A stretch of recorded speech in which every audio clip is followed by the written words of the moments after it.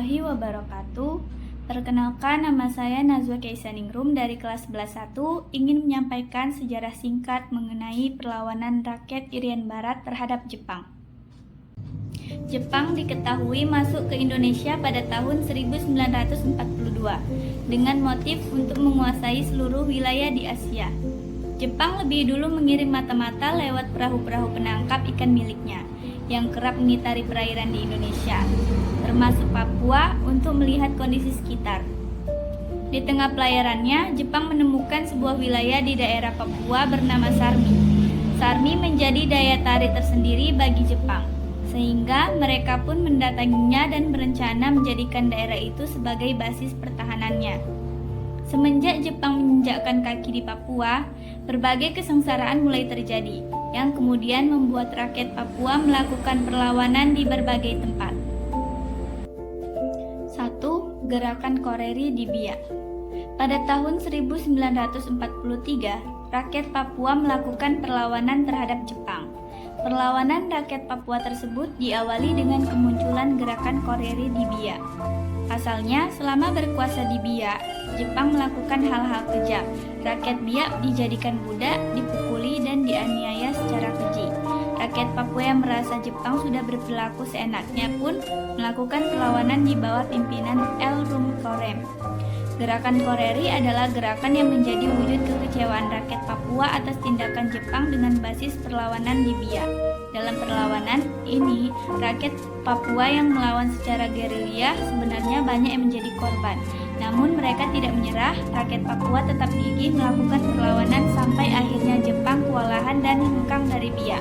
Biak pun menjadi daerah bebas dan merdeka pertama di Indonesia dari penjajahan Jepang. 2. Perlawanan di Sarmi. Jepang masuk ke daerah Sarmi pada sekitar tahun 1942. Awalnya, kedatangan mereka disambut dengan baik oleh masyarakat setempat. Namun, pada akhirnya, sambutan baik rakyat dibalas dengan kekecewaan dan penderitaan. Asalnya, Jepang kerap melakukan penindasan yang kejam terhadap penduduk Sarmi. Warga Sarmi dikerahkan untuk mengerjakan proyek pembangunan jalan raya dan lapangan udara oleh Jepang. Agar pembangunan cepat selesai, Jepang memerlukan banyak tenaga kerja dan menjerumuskan rakyat Sarmi ke dalam kerja paksa atau romusa. Semua tindakan yang dilakukan Jepang saat itu membuat penduduk Sarmi geram dan akhirnya mulai melakukan perlawanan. Perlawanan rakyat Papua di Sarmi diperkirakan terjadi pada tahun 1944.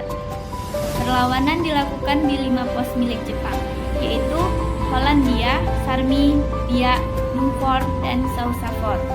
Dari kelima pos tersebut, diketahui ada sekitar 2.119 tentara Jepang yang dibunuh oleh penduduk Papua.